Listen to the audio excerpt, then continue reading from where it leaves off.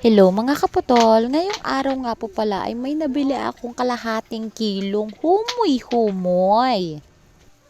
Dahil nga may humoy-humoy tayo, ay naghanda agad ako ng mga kakailanganin. Tiyak at payak na talagang makakarami din talaga tayo dito ng kain. At syempre, talagang naghiwa na talaga ako ng kumaring sibuyas para naman makapag-prepare na tayo ng ating kikilawin. Gagawa nga po pala tayo ngayon ng kinilaw na ating mauulam ngayong tanghalian. Hindi po talaga ako nung kumain ng umagahan kasi nga wala din talaga kaming maisip na mauulam kanina. Kaya hayun, may naglako kanina ng humoy-humoy. Aba, bumili na ako kaagad. Pagkatapos ko ngang hiwa ang mga sibuyas na ito at mahugasan ng humoy-humoy, ay naglagay na rin ako ng paminta at sibuyas dito sa ating masarap na kinilaw. Nagayat na din ako ng mga luya kasing hugis ng aking kamay at paa. Kita mo nga naman talaga naman ang creation ay napakagaling. Tignan mo yung hinihiwa ko ay parang kamay ko laang, no? Tudong galing rin talaga ng mundo. At ayun na nga, ginayat-gayat ko na nga ang luya na maliliit para naman hindi naman masagwa kainin sa kinilaw. Kasi mahirap din talaga guys, yung sobrang lalaki ng hiwa mga kaputol. Kaya naman mga kaputol ay hiniwa-hiwa ko na maliliit lang ang hiwa ng luya. Ano daw? Nung nahiwa ko na si luya ay nilagay ko na agad dyan sa ating kinilaw sa mangkok. Pagkatapos, kumuha lang rin ako ng ilang pirasong sili na green para naman medyo mabango at medyo maanghang-anghang sa ating kinilaw. Kailangan talaga guys, merong ganito talaga ang ating kinilaw para lalong mas sumarap kasi mas sumasarap kapag medyo maanghang tapos masim-masim tapos medyo maalat-alat. Mapaparami din talaga ang aking kain. Pagkatapos nga natin maimix ang mga ito ay hinalo-halo lang natin at tinikman ko. Nang nilagay ko na ang suka, syempre naman titikman mo yan kapag medyo tama na ang lasa, kapag medyo okay na sa'yo, ay pwede ka nang kumain.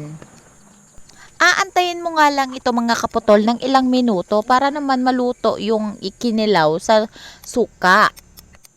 Dahil medyo marami-rami nga itong ating kinilaw, ay nagbukod ako ng pangpaksiw o pais.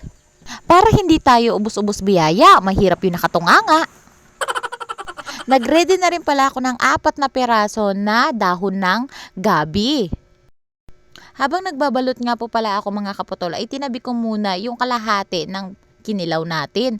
Para habang inaantay mo si kinilaw na maluto sa suka, ay magpaksiw ka na muna.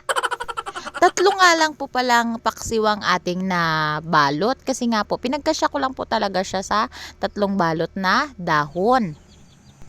Tapos noon, nilagyan ko laang ng sili para naman may design. Huy, may design. Nakapagpaapoy na pala ako mga kaputol at tapos noon ay nilagay ko na sa kawali itong ating paksiw. At nung kumulo na, ay hinayaan ko laang siya. Medyo banayad lang rin mga kaputol ang dapat natin maging apoy para naman hindi masunog. At eto nga mga kaputol ay luto na nga sa suka ang ating kinilaw. Kasi mahirap naman yung magkikilaw ka nang hindi mo masyadong ibababad ng ilang minuto ang suka sa kinilaw. Kasi nga baka ikay magtai dyan. Mahirap naman yung pagkakain mo ay kulo-kulo agad ang tiyan mo, diga? Medyo sumasarap nga ang ating pagkain dito at nag-umpisa na rin talaga akong kumain kasi gutom na talaga kami guys. Wala pa talaga kaming kain ng umagahan tapos medyo tanghali na rin talaga kami nakapag-umpisa magluto at nakapagkilaw. 12:00 na nga pala kami nakapagkilaw kasi medyo tanghali na rin talaga dumaan yung humoy-humoy na yon. Paminsan-minsan lang rin naman talaga kasi nakakatagpo ng humoy-humoy. Kaya minsan-minsan kalaang din talaga nito makakaulam. Kaya kapag may naglako, aba, grab mo na agad. Naaalala ko lang talaga dati nung mga bata pa kami kasi madalas talagang magkinilaw ang aking tatay kasi sobrang mahilig talaga siya dito sa ganitong pagkain. At sa kanya ko lang rin naman ito natutunan. Yung iba kasing mga kapatid namin na hindi mahilig sa kinilaw. Sobra talagang sarap nito guys. Siyempre, mahilig siya magtagay-tagay kaya natuto naman ako magkilaw. So for today's video, ayan na nga lang po ang aking maibablog.